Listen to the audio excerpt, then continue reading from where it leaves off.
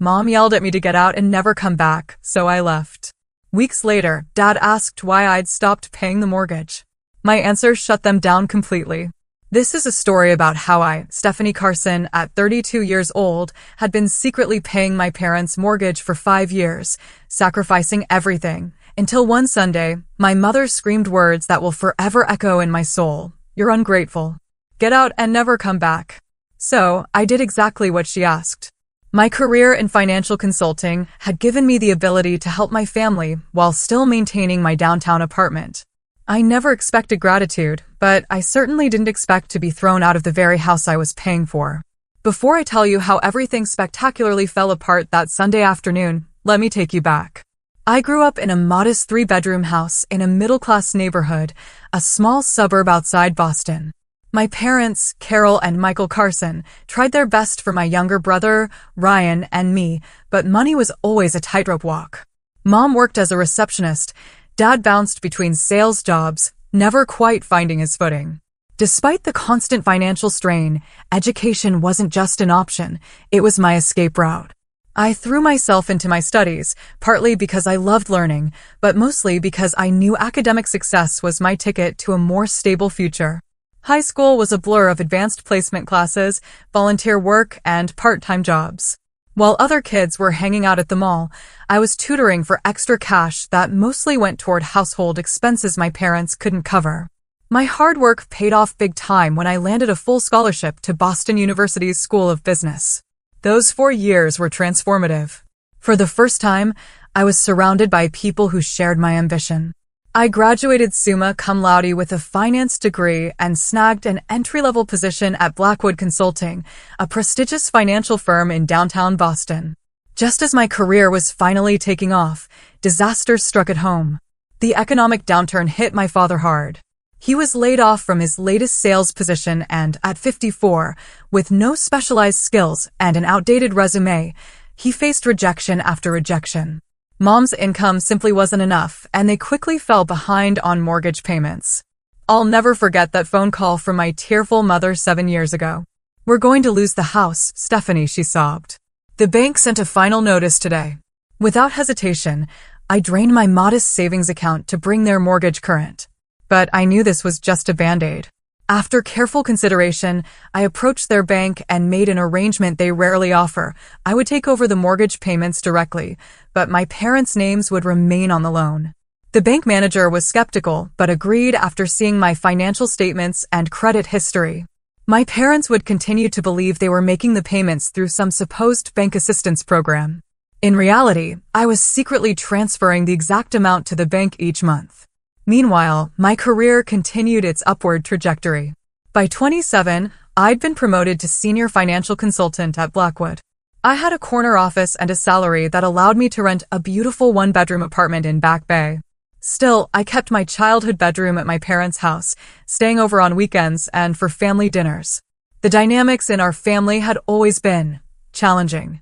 Mom, with her perpetual victim mentality, dominated every conversation with complaints about her job, her health, the neighbors. Dad retreated further into himself each year, choosing silence over confrontation. Ryan, my brother, saw the toxicity and ran as soon as he could, moving to Seattle for college and rarely returning, even for holidays. I was the last thread, the only one who remained connected, dutifully visiting every Sunday for dinner, listening to Mom's grievances, and offering solutions that were inevitably rejected. "You don't understand what it's like," she'd dismiss me. "Your fancy job and apartment don't make you an expert on real life." The irony, of course, was that I understood their financial reality far better than they did. I knew exactly how much they owed on their credit cards, substantial. How little they had saved for retirement, almost nothing. And how the house they'd lived in for 30 years would have been foreclosed upon years ago without my intervention. For 5 years, I maintained this precarious balance. I found satisfaction in my career, built meaningful friendships, and even dated occasionally, though relationships often fizzled when men realized how much of my emotional energy was devoted to my family. I told myself it was worth it. To preserve the family home. To give my parents stability in their later years. But resentment grew alongside my contributions. Each backhanded comment from Mom about my privileged lifestyle stung more than the last. Each passive nod from Dad as Mom criticized my choices felt increasingly like betrayal. Still, family was family, right? I had been raised to believe that you stand by your people no matter what. So I continued paying the mortgage, continued showing up for Sunday dinners, continued pretending that everything was fine. Until that Sunday, 3 weeks ago, when everything changed. That particular Sunday began like any other. I arrived at my parents' house around 4 p.m., grocery bags in hand. I always brought the ingredients for dinner, another unacknowledged contribution. There she is, our big city girl. Mom called from the kitchen. I detected the familiar edge in her voice, the one that appeared whenever she referenced my life away from them. I was beginning to think you weren't coming. I told you I'd be here at 4, Mom, I said, setting the bags on the counter and kissing her cheek. It's exactly 4 now. Well, some of us have been up since dawn, she replied, taking the groceries and inspecting them with a critical eye. Must be nice to sleep in on weekends. I bit back a retort about having worked until midnight the night before, finishing a presentation for a major client. It wouldn't make a difference. In Mom's world, my work wasn't real work. Dad sat in his recliner in the living room, eyes fixed on a baseball game. Hey, kiddo, he said without looking up. That was Dad, physically present, emotionally distant. I'd long ago stopped expecting him to stand up for me when Mom's comments turned acidic. What made this Sunday different was the unexpected presence of my Aunt Patricia, Mom's younger sister. Aunt Patricia lived in New Hampshire and rarely visited. Unlike my mother, she had built a successful career in real estate and traveled extensively.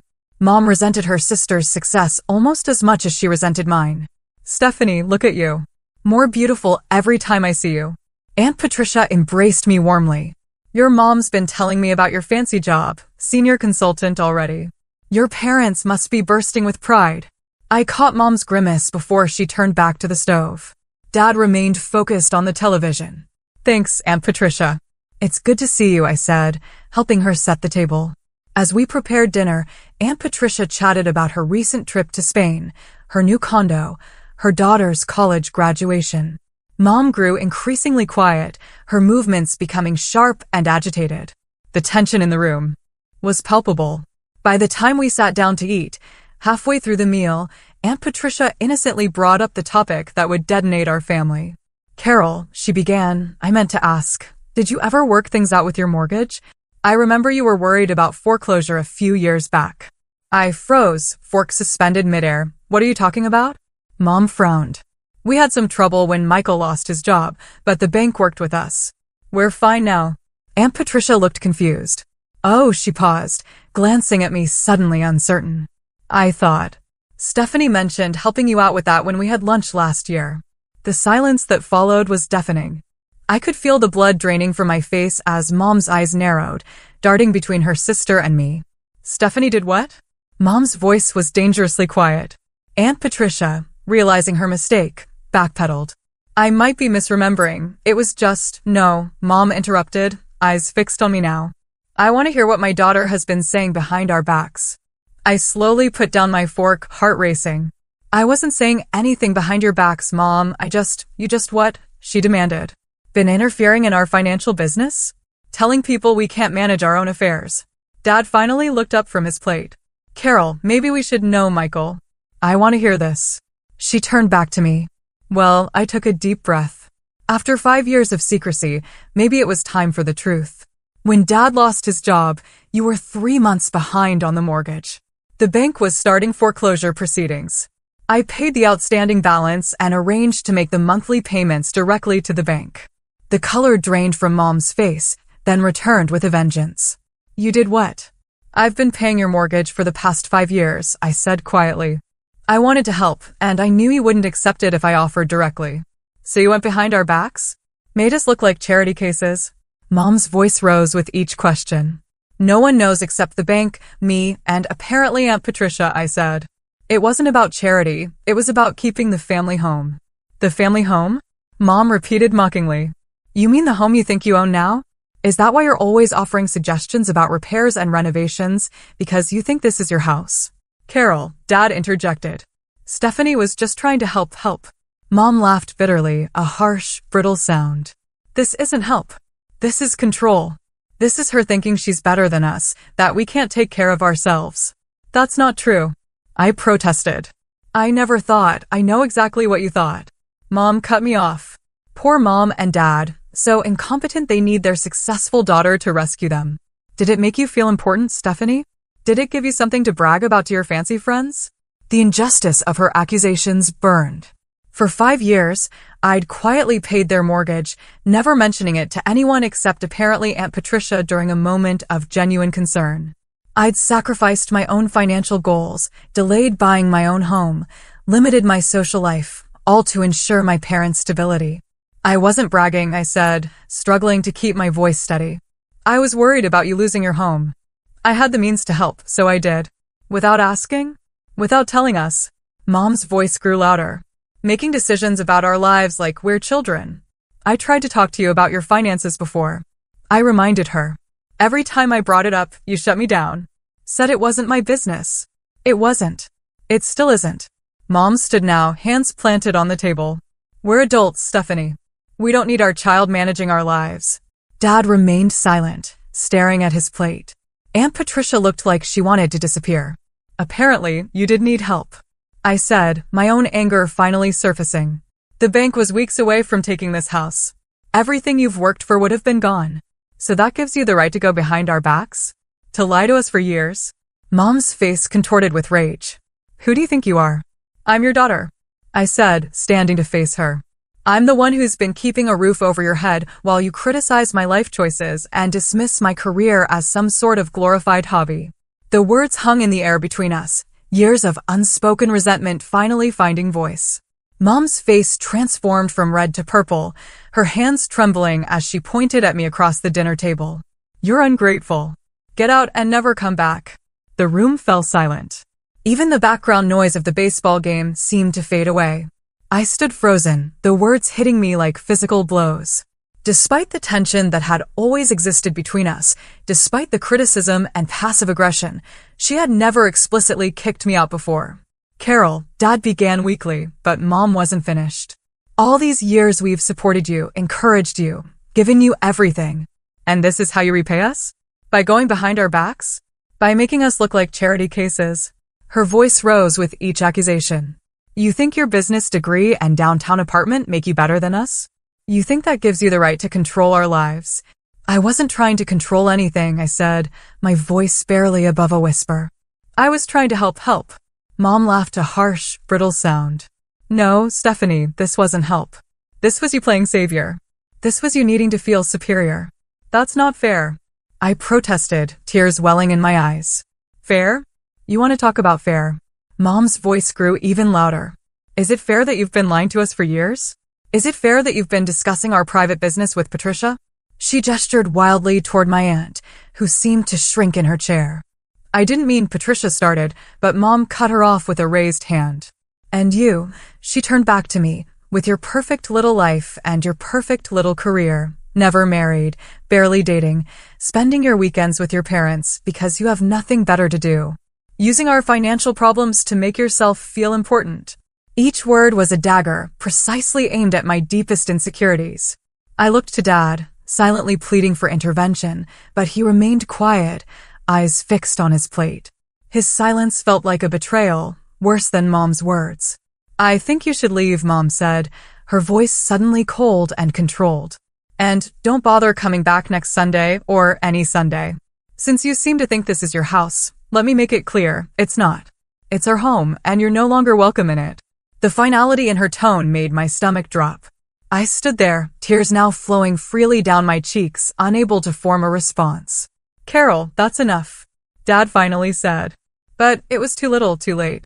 Fine, I whispered, grabbing my purse from the back of my chair. If that's what you want, I'll go. Stephanie, wait. Aunt Patricia called after me as I headed for the stairs. She doesn't mean it. She's just upset. But I knew my mother. Once she made a declaration like this, she rarely backed down. And something inside me had finally broken. 5 years of unacknowledged support, of criticism and judgment, of walking on eggshells, it all culminated in this moment of absolute rejection. I climbed the stairs to my childhood bedroom. The room I still used during weekend visits. Looking around at the remnants of my youth, debate trophies, honor roll certificates, my framed college degree, I felt a profound sense of disconnect. These achievements that had once seemed so important now felt hollow in the face of my mother's dismissal. I grabbed an overnight bag from the closet and stuffed it with the essentials. The clothes I kept here, toiletries, a few books. My hands moved mechanically while my mind reeled. Was this really happening? Was I really being thrown out of the house I had financially supported for years? As I packed, I could hear the muffled sounds of argument continuing downstairs, Mom's strident tones, Dad's quieter responses, and Patricia's attempts at mediation. None of it mattered anymore. A line had been crossed that couldn't be uncrossed. I took one last look around the room, at the twin bed where I'd spent countless nights dreaming of a future where I could help my family, where my success would bring us all security and happiness. What a foolish dream that had been. With my bag slung over my shoulder, I descended the stairs. The argument in the dining room fell silent as I appeared. Stephanie, Dad started, rising from his chair, but I shook my head. Don't, I said, my voice surprisingly steady. Just don't. I've heard enough. You're really leaving? Just like that. Mom's tone suggested she hadn't expected me to actually go, despite her explicit demand. Isn't that what you want? I asked. For me to get out and never come back? Those were your exact words. Mom crossed her arms, a gesture of defiance I'd seen countless times throughout my childhood. If you walk out that door, don't expect things to go back to normal the next time you decide to grace us with your presence.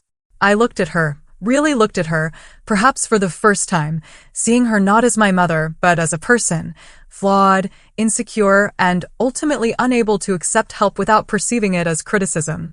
Goodbye, Mom, I said simply. Dad, Aunt Patricia, I'm sorry about dinner. I walked out the front door without looking back. The sound of it closing behind me was strangely final. In my car, I sat for several minutes, hands gripping the steering wheel, tears blurring my vision. The house I'd preserved for my family now stood as a monument to misplaced loyalty and unappreciated sacrifice. The drive back to my apartment passed in a haze of disbelief and pain. Traffic lights changed, other cars moved around me, but I barely registered any of it. By the time I pulled into my building's parking garage, my shock had begun to give way to a different emotion, resolve. In my apartment, I dropped my bag in the entryway and went straight to my home office. Opening my laptop, I navigated to my bank's website and found the automatic transfer I'd set up 5 years ago, $1,875 on the first of every month to my parents' mortgage company. My finger hovered over the Cancel Recurring Payment button. Was I really going to do this? After 5 years of ensuring my parents' housing security, could I really just stop? Get out and never come back. Mom's words echoed in my mind. I clicked the button. A confirmation window appeared. Are you sure you want to cancel this recurring payment? I clicked yes. Just like that, it was done. After 5 years and over $110,000 in payments, I had severed the financial tie that bound me to my parents' home. The relief I expected didn't come. Instead, a profound emptiness settled in my chest. As I closed the laptop that night, I removed myself from the family group chat, unfriended both parents on social media, and turned off my phone. Whatever came next, I needed space to process the seismic shift in my family dynamic. As I finally fell into a restless sleep, one thought provided a small measure of comfort. For the first time in my adult life, I was completely untethered from my parents' financial problems. Whatever happened to them now was not my responsibility. The freedom felt both terrifying and exhilarating. The first week after the confrontation passed in a blur of emotional extremes. During the day, I threw myself into work with an intensity that surprised even my most ambitious colleagues. Nights were different. Alone in my apartment, doubts crept in. Had I overreacted? Should I have tried harder to explain? Was cutting off the mortgage payments too drastic? My phone remained off for the first 3 days.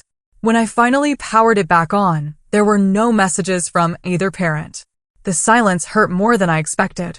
Despite everything, some childish part of me had hoped they would reach out, apologize, acknowledge their mistake. On day 4, my best friend Kimberly staged what she called an intervention at my apartment, arriving unannounced with takeout and wine. "You look terrible," she announced as I opened the door. Thanks, come right in, I replied dryly, stepping aside to let her pass. Kimberly was one of the few people who knew about my financial support of my parents.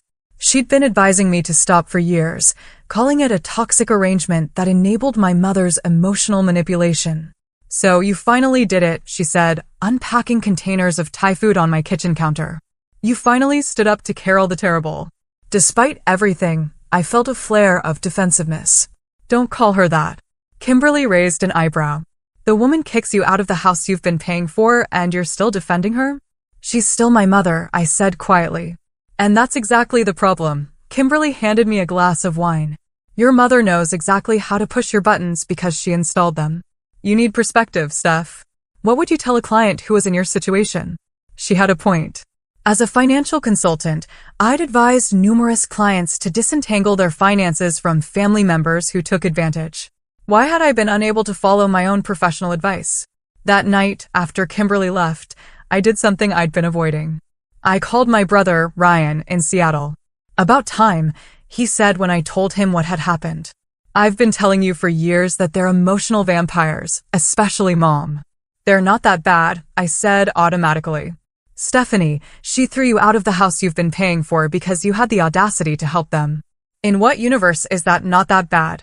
When he put it that way, it was hard to argue. We talked for over an hour, the longest conversation we'd had in years. Ryan had distanced himself from our parents long ago, limiting contact to brief calls on holidays and birthdays. He'd recognized the toxicity of our family dynamic and chosen self-preservation. I'd chosen sacrifice. Now we were comparing notes on how those choices had shaped our lives. You should come visit, he suggested before we hung up. Seattle's beautiful in the summer. Get some distance, clear your head. I promised to think about it. Feeling lighter after our conversation, Ryan understood in a way no one else could. He'd grown up in the same household with the same dynamics. His validation meant more than I expected. The 2-week mark arrived, the day when the first mortgage payment would have been due since I canceled the automatic transfer. I found myself checking my phone more frequently, half expecting frantic calls from my parents. Nothing came. On day 16, the first text from Dad appeared. How's work going? Mom made pot roast. Yesterday. The casual tone, as if nothing had happened, was so typical of my father that I almost laughed. His lifelong strategy of ignoring conflict was on full display. I didn't respond. 3 days later, another text. Having trouble with the online banking. Can you help? Again, I didn't respond. The vague reference to banking problems was clearly about the mortgage, but he couldn't bring himself to address it directly. By the beginning of week 3, the messages became more frequent and less subtle. Dad, bank called about the mortgage. Must be some mistake. Dad, can you call when you get a chance? Important. Dad, Stephanie, please respond. It's about the house. Still, I maintained my silence. Years of unacknowledged support had culminated in being thrown out. If they wanted to discuss the mortgage now, they would need to acknowledge what had happened. Then came the first contact from Mom, 20 days after she told me to get out and never come back. The bank says we're behind on payments. Fix this immediately. No acknowledgement of her words or actions. Just a demand that I fix the problem. The audacity was breathtaking. More messages followed, increasing in urgency as the bank presumably began their collection process. Dad, we received a late notice from the bank. They're threatening additional fees. Mom, I don't know what game you're playing, but it needs to stop. Call me. Dad, please call. Mom's very upset about the bank letters. The old Stephanie would have caved by now, called the bank, and made arrangements to bring the mortgage current. But something fundamental had shifted inside me during those 3 weeks of separation. I'd started therapy at Kimberly's insistence, with a counselor who specialized in family dynamics. Dr. Matthews had introduced me to concepts like emotional blackmail and financial enabling that put my relationship with my parents in a harsh but clarifying light. 25 days after the confrontation, the message I'd been both dreading and expecting arrived from Dad. Bank called. They've started foreclosure proceedings. We need to talk. I stared at my phone, heart pounding. This was the moment of truth. The house I'd grown up in, the home I'd secretly preserved for years, was now at risk. And for the first time, I recognized a simple truth. It wasn't my responsibility to save it. That evening, my doorman called up to announce a visitor. "A Michael Carson is here to see you, Miss Carson." Should I send him up? Dad had never visited my apartment before. In the 5 years I'd lived there, neither of my parents had shown any interest in seeing my home. "I'll come down," I told the doorman, not ready to welcome Dad into my personal space. In the lobby, Dad looked smaller somehow, his shoulders hunched, his expression anxious. When he saw me, relief washed over his face. "Stephanie, thank God. You haven't been answering our calls or texts? We've been worried sick." The concern might have touched me once. Now I recognized it for what it was, concern about the foreclosure, not about me. "Hi, Dad," I said, keeping my voice neutral. "Why are you here?" He glanced around the lobby, clearly uncomfortable having this conversation in a semi-public space. "Can we talk somewhere private?" "We can sit over there," I said, gesturing to a small seating area in the corner of the lobby. It was empty, offering minimal privacy without the intimacy of my apartment. As we sat down, I noticed how tired Dad looked. The past 3 weeks had clearly taken a toll on him. For a moment, guilt tugged at my heart, but I pushed it away. I hadn't created this situation. I had simply stopped enabling it. "Stephanie," he began, his voice low and urgent, "why did you stop paying the mortgage?"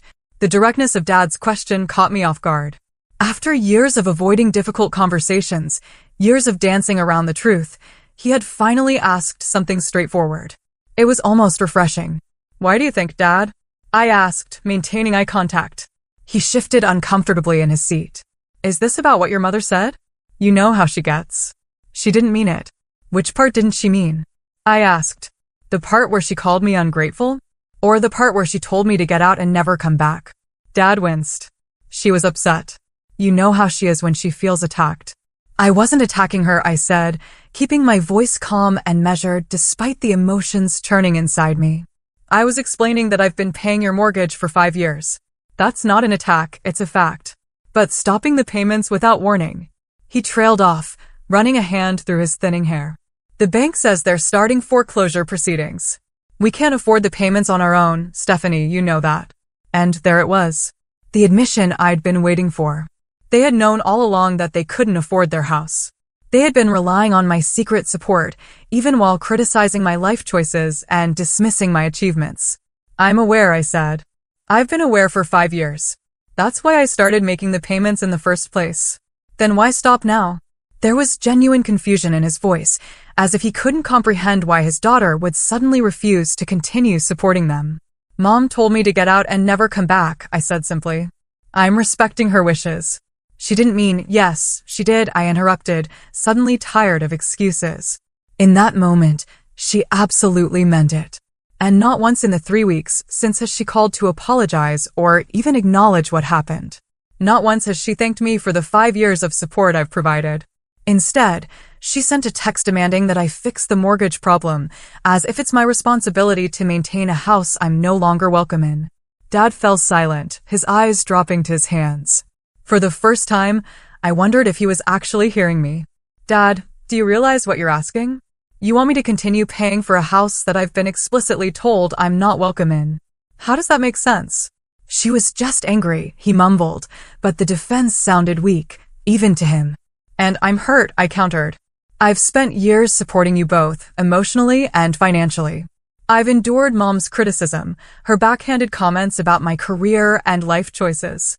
I've watched you sit silently by while she belittled me. And when the truth finally came out about the mortgage, instead of gratitude, I got accusations and rejection." He looked up, and I saw something unexpected in his eyes: shame. "We've relied on you too much," he admitted quietly. It wasn't fair. The simple acknowledgement, after years of silence and avoidance, hit me harder than I expected. My throat tightened, and I had to take a deep breath before responding. "No," I agreed. It wasn't.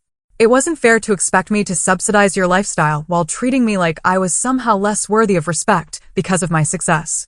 "I never thought, that's just it, Dad," I cut in gently. "You never thought about it at all. You accepted the arrangement because it was convenient. You let Mom dictate the emotional tone of our family because confronting her was too difficult. You've been a passive observer in your own life, and you've allowed her to treat me terribly because standing up to her would disrupt your comfort." The harsh truth hung between us. Dad's shoulders slumped further, and for a moment, I thought he might cry. When he spoke again, his voice was barely audible. You're right. I've failed you, Stephanie. As a father, I should have protected you, supported you. Instead, I let your mother's insecurities and jealousy dictate how we treated you. He looked up, meeting my eyes directly. I'm sorry. Truly sorry. In all my years, I could count on one hand the number of times I'd heard my father apologize for anything. The sincerity in his voice was unmistakable, and despite everything, I felt a small crack in the wall I'd built around my heart. I appreciate that, I said carefully. But an apology from you isn't enough. Mom needs to acknowledge what happened and take responsibility for her words and actions. Dad nodded slowly. She's struggling, Stephanie. The bank letters, the threat of foreclosure, it's forcing her to confront some hard truths about our financial situation and how we've treated you. She's not in a good place. That's not my responsibility, I said, more sharply than I intended.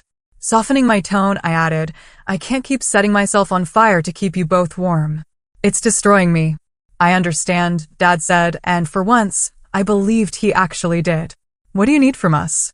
What would make this right? The question surprised me. In all our years of family dysfunction, no one had ever asked what I needed.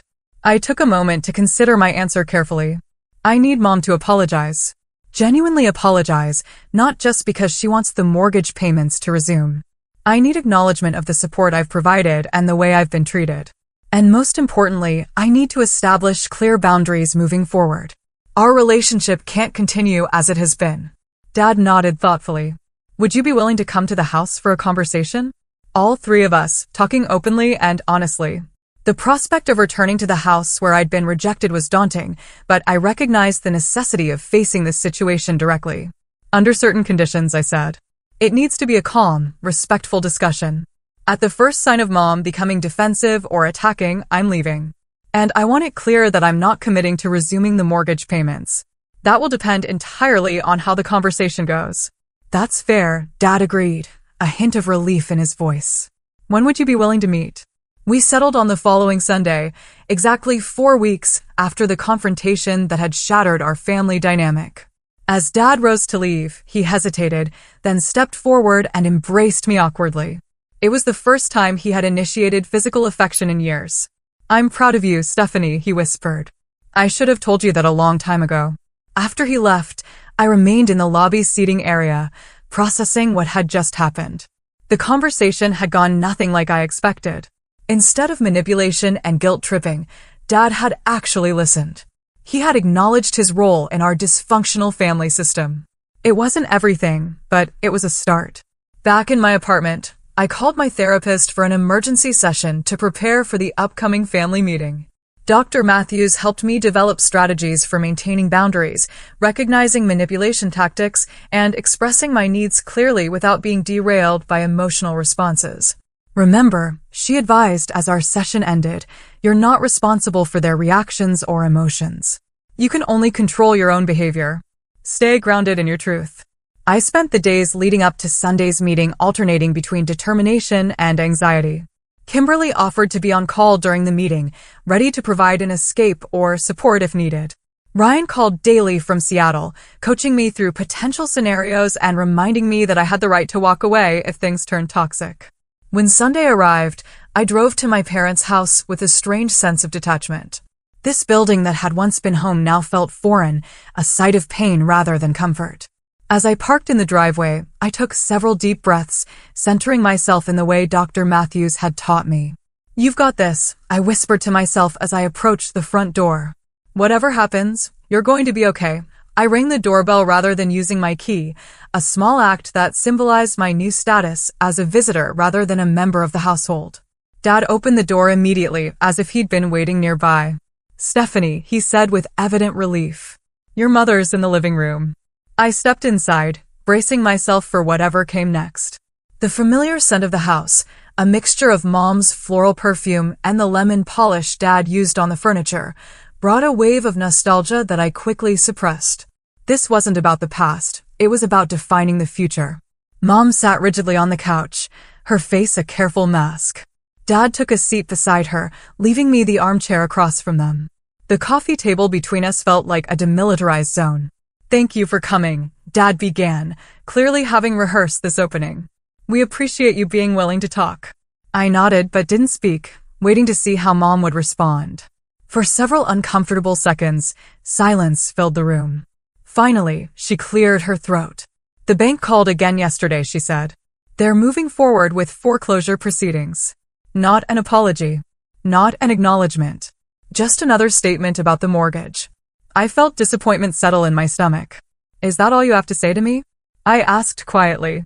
Mom's eyes flashed with a familiar defensiveness, but Dad placed a hand on her arm, a silent reminder of whatever conversation they'd had before my arrival. Mom faltered, then tried again. "I may have overreacted that day."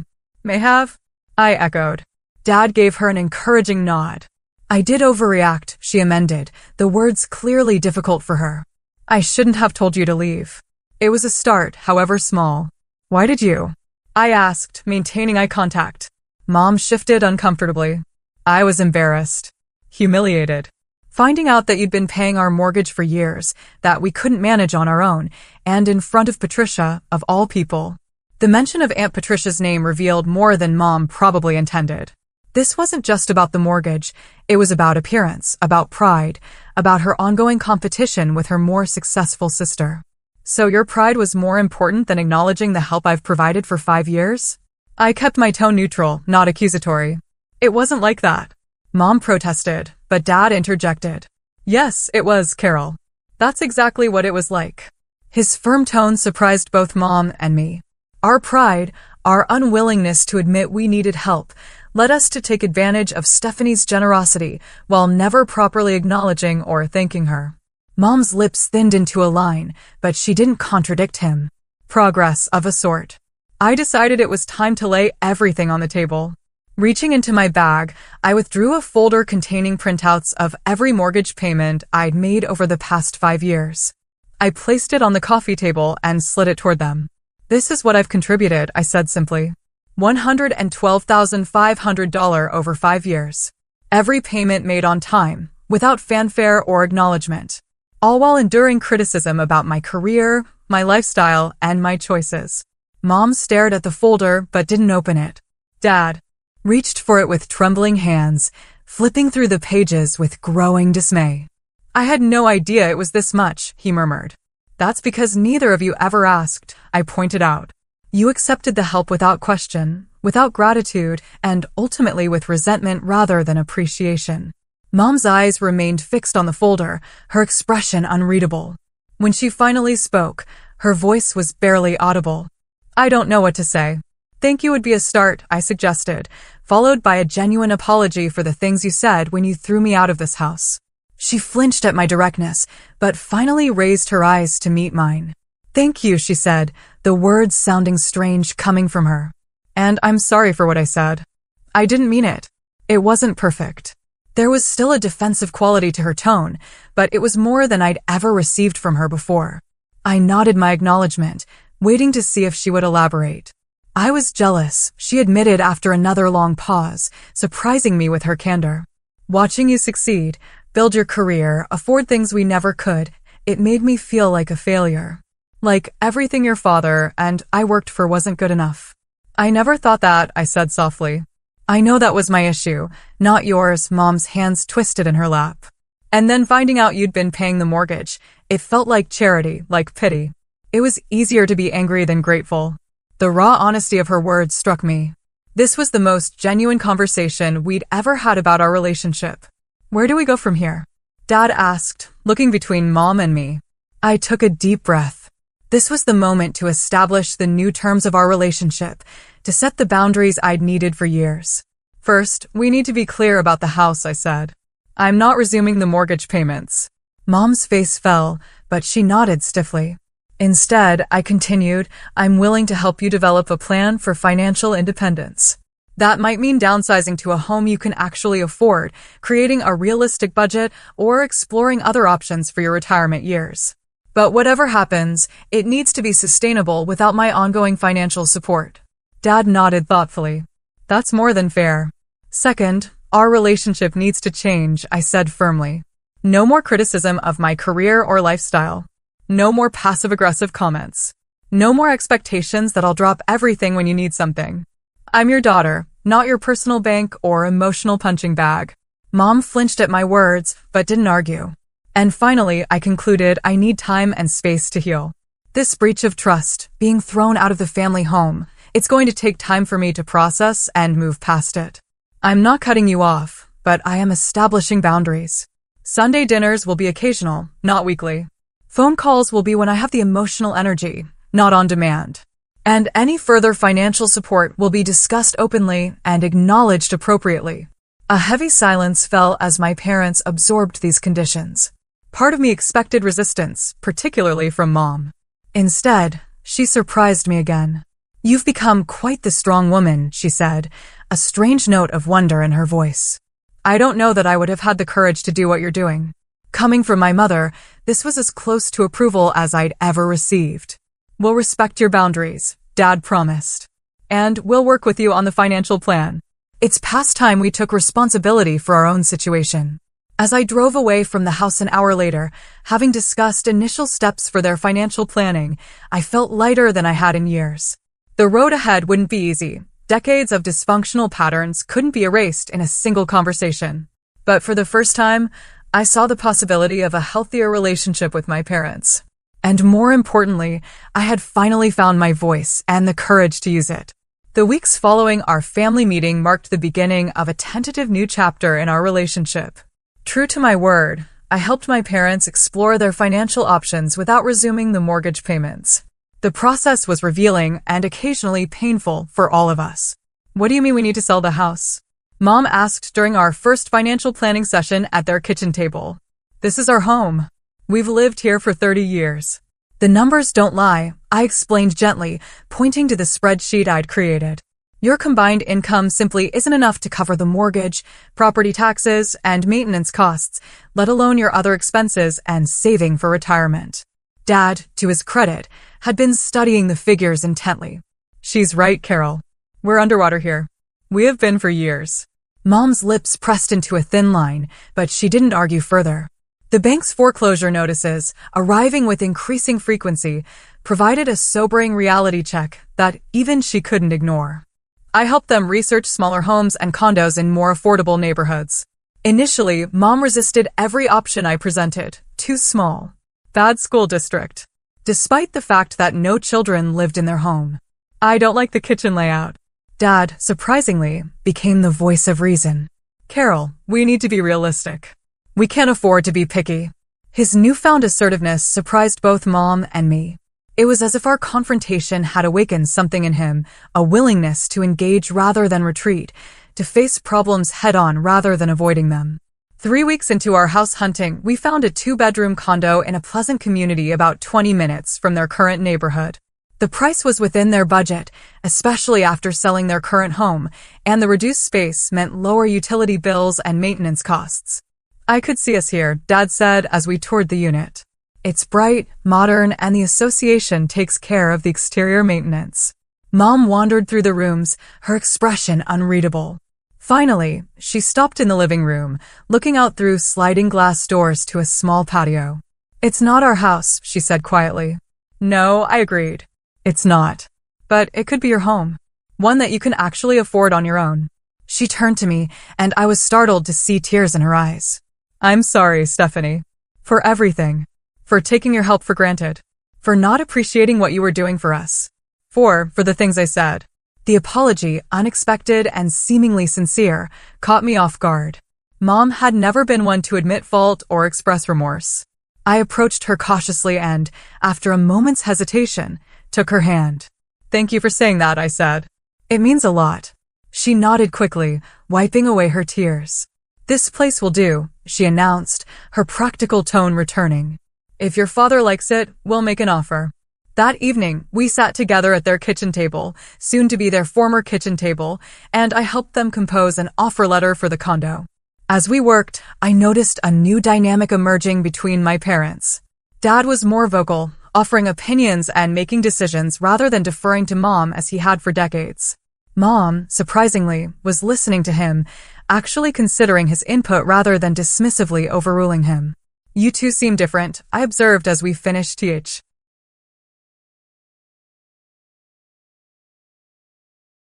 Paperwork. Dad glanced at Mom, a small smile playing at his lips. Let's just say we've had some long overdue conversations. After you left that day, Mom added, not meeting my eyes, your father finally stood up to me. Told me exactly what he thought about how I'd treated you all these years.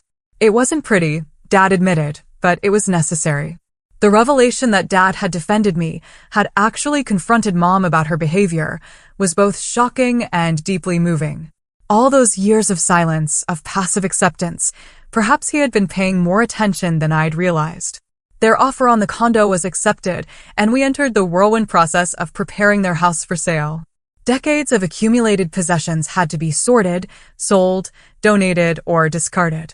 It was physically exhausting, but emotionally clarifying for all of us. Do we really need 5 sets of dishes? I asked Mom as we tackled the kitchen cabinets. She held a chipped plate from a set I remembered from early childhood. This was my mother's, she said softly. But no, we don't need 5 sets. By the time we finished, they had downsized their possessions by more than half. The house, cleared of clutter and freshly painted, sold within 2 weeks for enough to pay off the remaining mortgage and provide a comfortable cushion for their new life. Moving day was bittersweet. As the last boxes were loaded onto the truck, I found Mom standing in the empty living room, looking around with a mixture of sadness and resignation. 30 years, she murmured as I approached. We brought you and Ryan home to this house. You took your first steps right there. She pointed to a spot near the fireplace. It's just a house, Mom, I said gently. The memories come with us. She nodded, blinking rapidly. You're right. And this new place, it's a fresh start for all of us. The day they moved into the condo, I helped them unpack and arrange their remaining furniture. The smaller space actually suited their reduced possessions perfectly, creating a cozy, manageable environment. By evening, we had the essentials unpacked, and I ordered takeout for the 3 of us. As we sat at their new dining table, eating Chinese food from containers, Dad raised his water glass in a toast. To new beginnings, he said. And to our daughter, who had the courage to force us to face reality. Mom raised her glass as well. To Stephanie, she echoed, meeting my eyes with genuine warmth. Thank you. It wasn't a perfect resolution. Decades of dysfunctional patterns couldn't be erased in a few weeks. But it was a start, a foundation for a healthier relationship built on honesty, respect, and appropriate boundaries. As I prepared to leave that evening, Mom hesitated, then hugged me. Not the perfunctory embrace she'd offered in the past, but a real hug, tight and lingering. We're going to be okay, she whispered. All of us. For the first time in years, I believed her. 6 months have passed since that tumultuous Sunday dinner that changed everything. Looking back, it's hard to believe how much has shifted in such a relatively short time.